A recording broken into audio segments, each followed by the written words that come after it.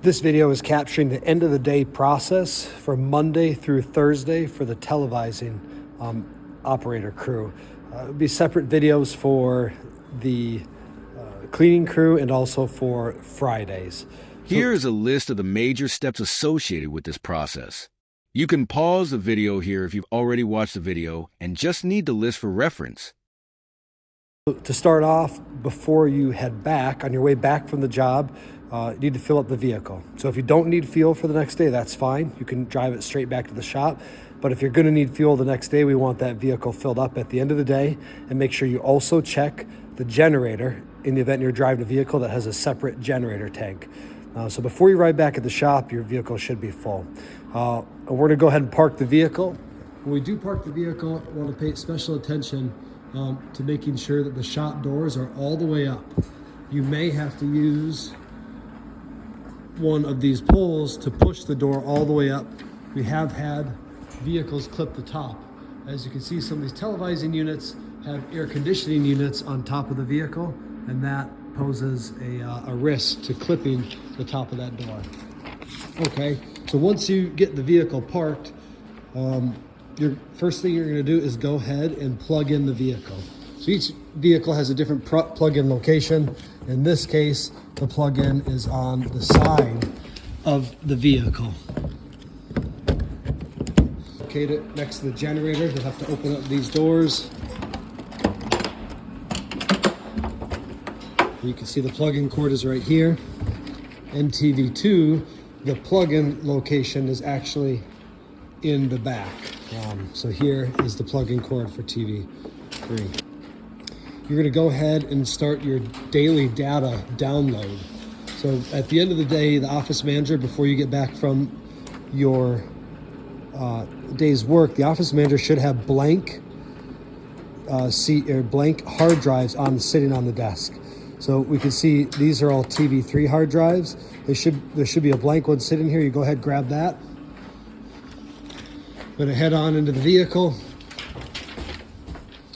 and start the download process. So every vehicle will be slightly different, but basically we're going to plug this hard drive into the computer and start the download process. There'll be a separate video to show you exactly how to do that, but the bottom line is before we start the rest of the end of the day activities, we want to get these videos downloading because it will probably take 3 to 5 minutes for those videos to download. Once we get those videos downloading, then we can continue on to the rest of our end of the day activities. After we've got the download going, we're going to go ahead and open the back door. More than likely, these doors are already open, but if you entered through the driver's door to get to the office, you want to open the door. The reason behind this is the liquid material that we work with is, one, can be stinky, and two, it can be acidic, and some of the vehicles in here have wood floors. We want to make sure we dry everything out every day as best as we can. We want to dry everything out, and not just the floors, also the equipment. Opening these doors gets airflow. It also allows us to access the vehicles once they're all parked. But once those doors are open, we're going to want to make sure we extend the reels. So right now I'm looking at the Badger reel system, but it's all the same concept. Whenever possible, we want to drop these reels. Now, it's not absolutely essential, but once we drop these reel systems, then we can lay the cord out and try to minimize bends in the cord.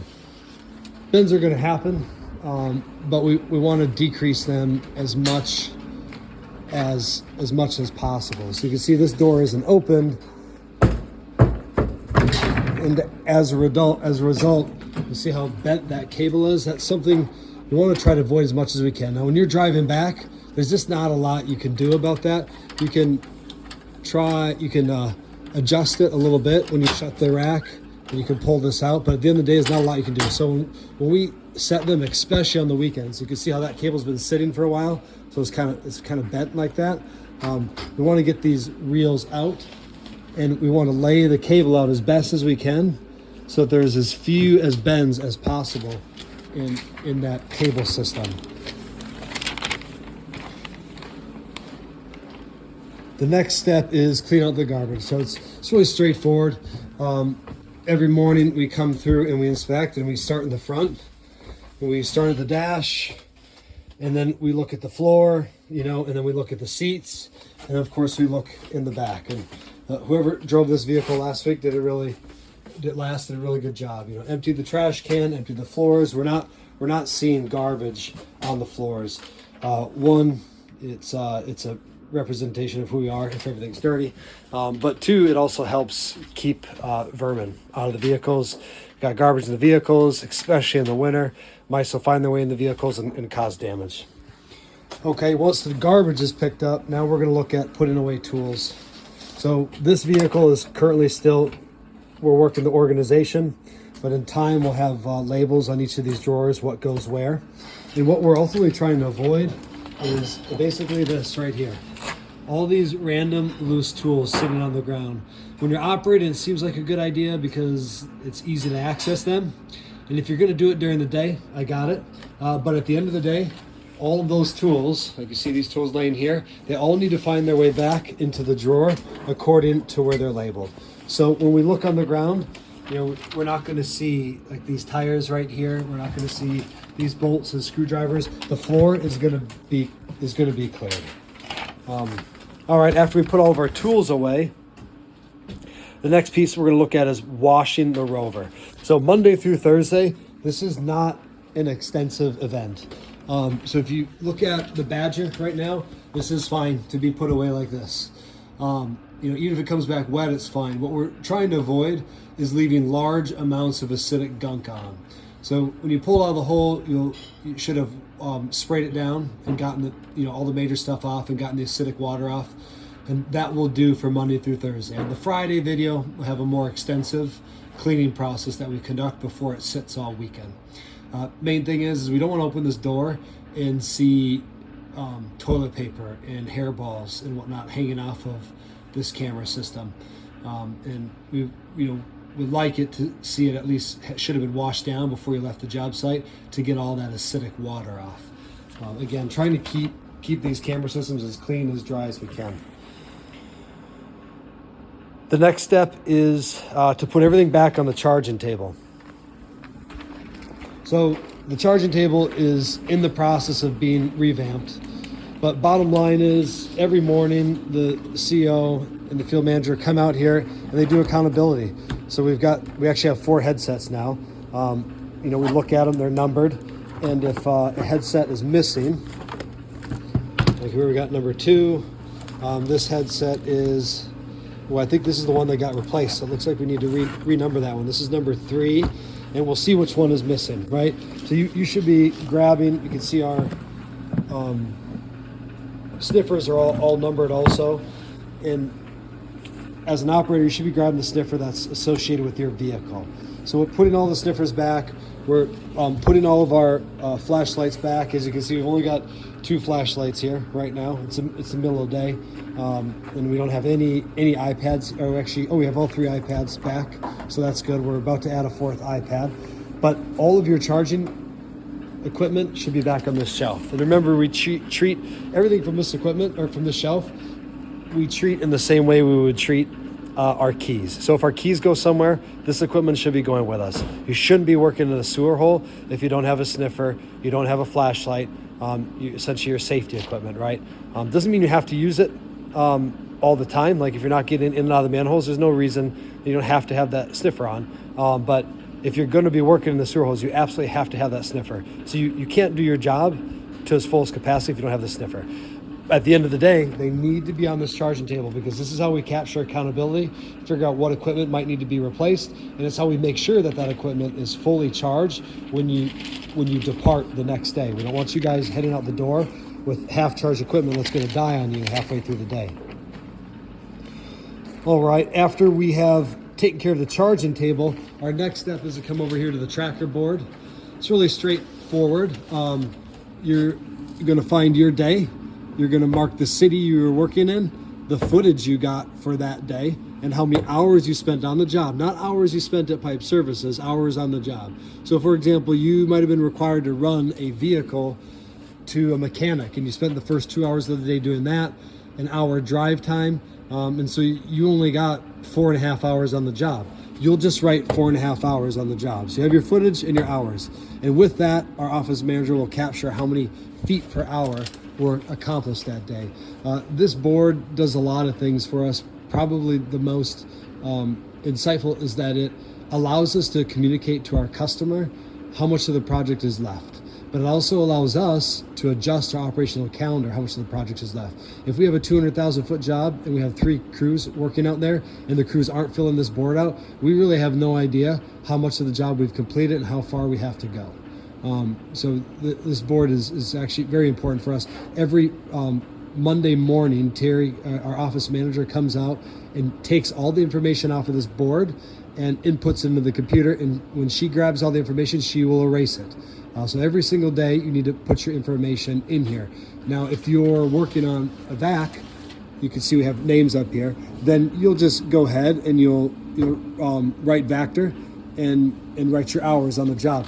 Every once in a while, we have to keep track of our footage on the Vactor. Not very often, so you may have to put in your footage, but more often not, we're just putting hours on the job. But once you fill out the tracker,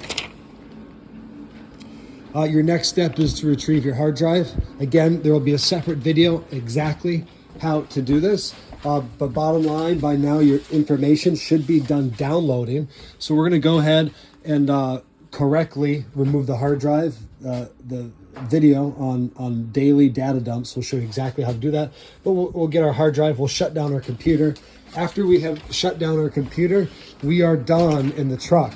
So we're going to come back out here and we're going to unplug the truck. So what we want to avoid is leaving these trucks plugged in overnight. Unless we have a reason for that, we don't want them plugged in overnight, because pushing electricity through that truck is just wearing on the components. And also with no one here, just a higher chance of starting an electrical fire. So we want to minimize the time that we have electricity running through those vehicles. After we have finished unplugging the truck, we are done in the shop. So we're going to go ahead and take our hard drive back to the office.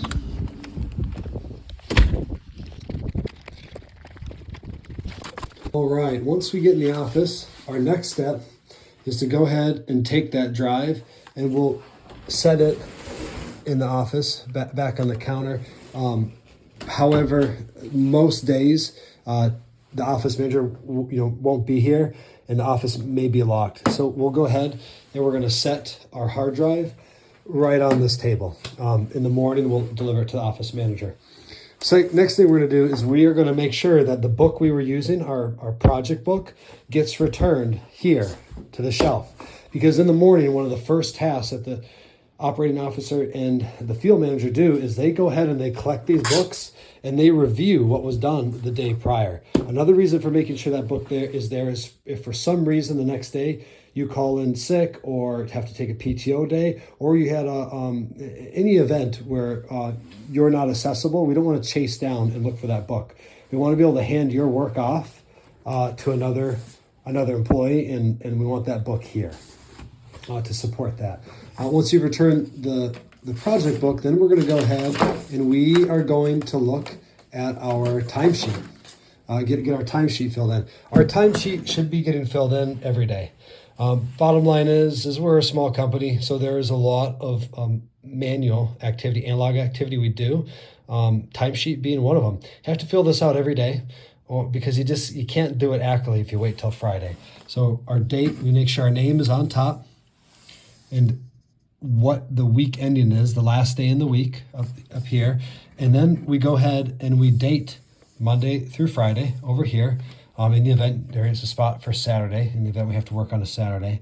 And then you put what activities. You can see shop is preset in here. And you go ahead and mark how long you're in the shop and what the activity was for the shop. Now, in this case, because it's in the winter and this was a colder day, the employee was in the shop the whole time.